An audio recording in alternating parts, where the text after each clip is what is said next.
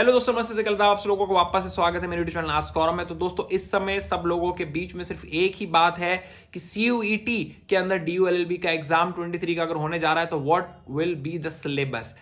अभी तक syllabus out नहीं हुआ है जब ये वीडियो बन रही है, और मैं उम्मीद करता हूं कि सिलेबस जल्दी आउट हो जाएगा।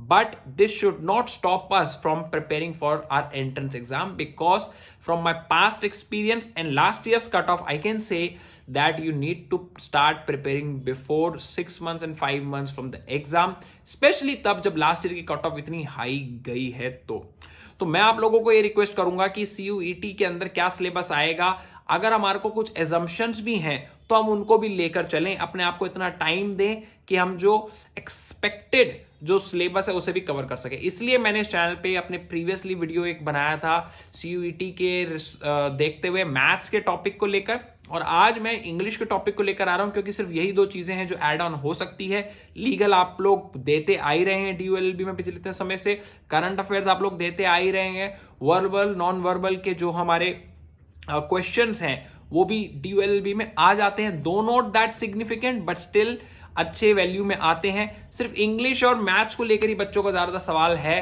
कि उनमें से कौन से टॉपिक आएंगे। तो आज का ये वीडियो जो है वो इंग्लिश के सिलेबस को हम लोग डिस्कस इस वीडियो में करने वाले हैं। But do make sure English को आप लोग बिल्कुल डेप्थ में पढ़ने ना चले जाएं, अपनी ग्रामर ठीक करने ना चले जाएं। कुछ बच्चों को मैंने देखा है वो लोग वर्ड मीनिंग्स के लिए अलग बुक बना लेते हैं, रेन एंड मार्टिन ले आते हैं, ऑक्सफोर्ड की पब्लिकेशंस को ले लेते हैं to study English for an competitive exam. ऐसा बिल्कुल भी नहीं करें, क्योंकि English is like a sea, you can not do it even if you work hard, still you will not be able to accomplish even half of what there is in English literature.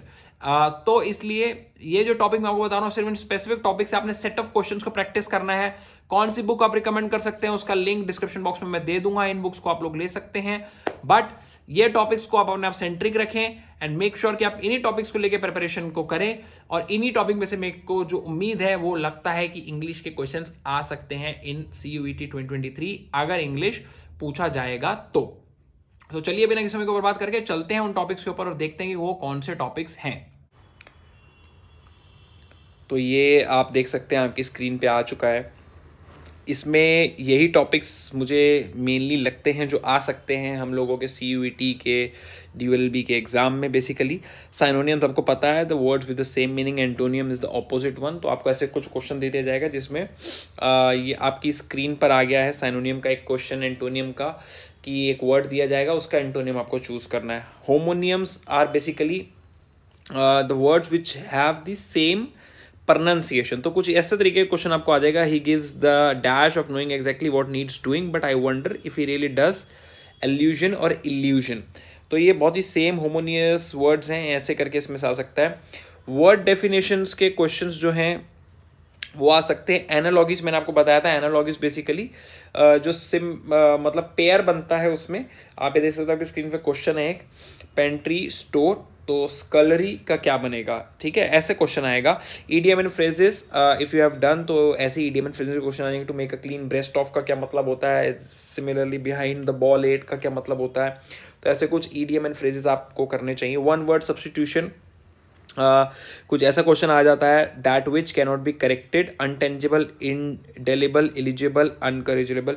तो मतलब एक ऐसे पूरा line sentence दे दिया जाएगा, उसको किस of word से, सिंगल वर्ड से आप लोग उसको सब्स्टिट्यूट कर सकते हैं। सेंटेंस इंप्रूवमेंट एंड रीअरेंजमेंट, ठीक है, इसमें कोई नाउन का एरर दिया जा सकता है, कोई कंजक्शन आर्टिकल्स कुछ ना कुछ वे में they can give a error, जिसमें आपको रीअरेंजमेंट आप करेंगे तो ठीक हो जाएगा, ठीक है।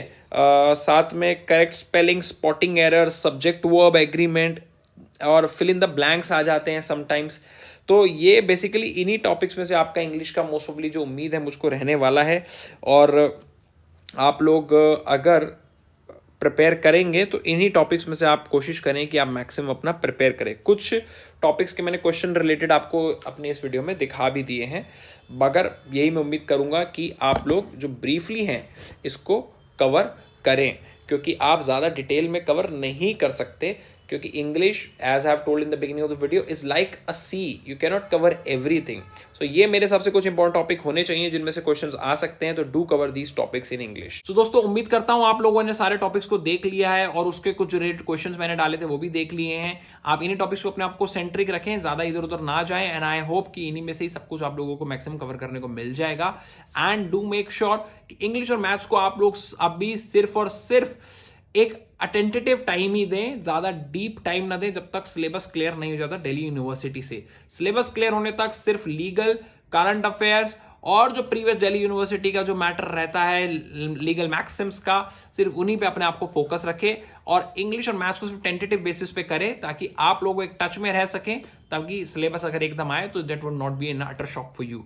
सो दोस्तों, here Saurabh Kharwal signing off, take care and bye bye.